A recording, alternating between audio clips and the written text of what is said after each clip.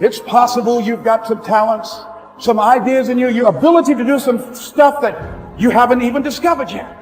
Now I'm suggesting that it's necessary that you get outside of your comfort zone. It's necessary that you develop some new relationships where you can learn from people. It's necessary that you do reading, that you do research. It's necessary, if you're already involved in some business, that you don't be satisfied with where you are. If you want to make it today, it's necessary for you to constantly look at ways of getting better.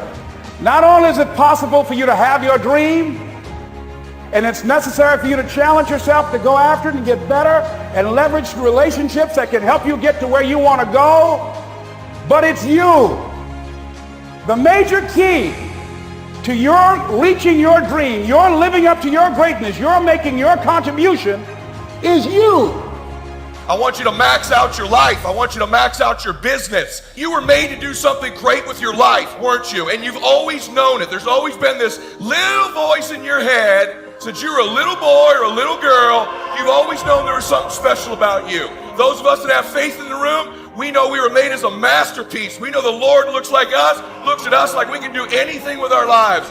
You weren't born to be average. You weren't born to have a mediocre existence on this earth. You were born to do something great, and that's why you're in this room. It's by no mistake that you've always had those thoughts, that intuition. If the economy is good, fantastic. If the banks are loaning money, that's great. If people are positive, that's great.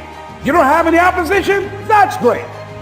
But the major key to your making things happen in your life is you.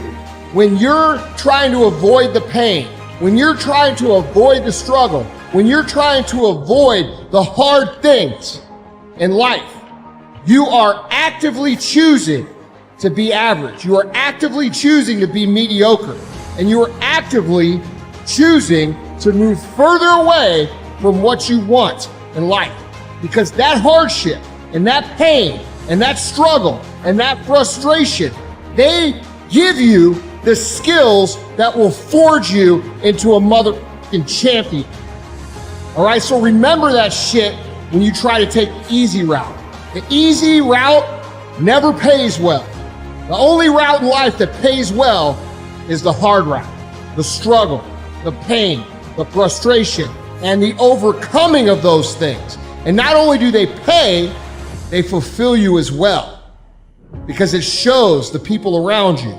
It shows your kids, it shows your brothers, your sisters, your friends, your community, what is possible.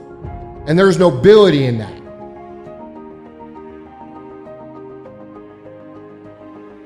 Understand that doing the opposite of what most people do is what's going to lead to most success in your life in general terms.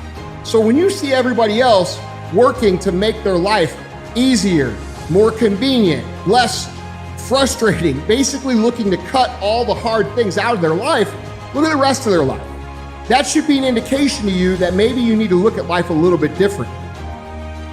When you really get after something, listen to me, total immersion in something, you can become unbelievably proficient at it. You'll get unbelievable at getting people to believe you believe it. You will be loaded with certainty from product knowledge to belief to skills, and you will be completely immersed with, I believe, no B plan.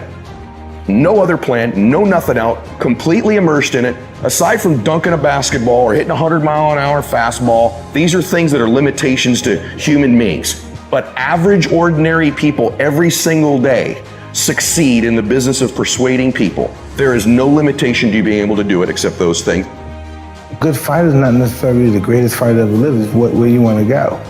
You know what I mean? A good fight is to be diligent and committed and disciplined, doing what you hate to do, but do it like you love it. You know, always testing yourself and forcing yourself to the limits. And one of the things that I see people do is they don't understand that you should actually be seeking out the proper obstacles that are going to teach you the lesson and embrace them so that you can be better. Because, dude, we could talk about and whine about and cry about everything in our lives, but there's only one thing that's going to change it, and that's actually taking action towards the place that you want to go. What you put in will produce the output.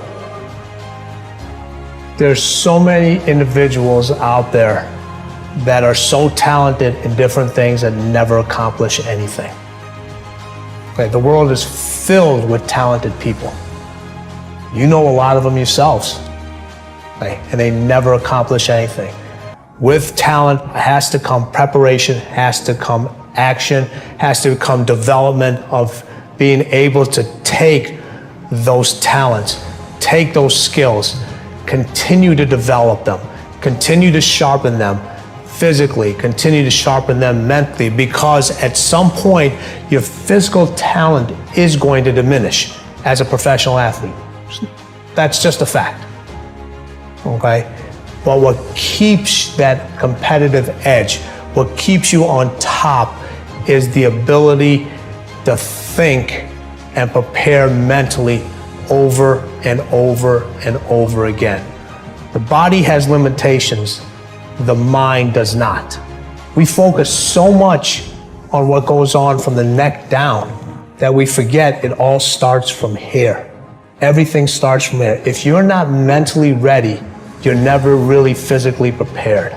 And that's where the preparation starts. I firmly believe that everybody in this room, everybody on this planet has a gift.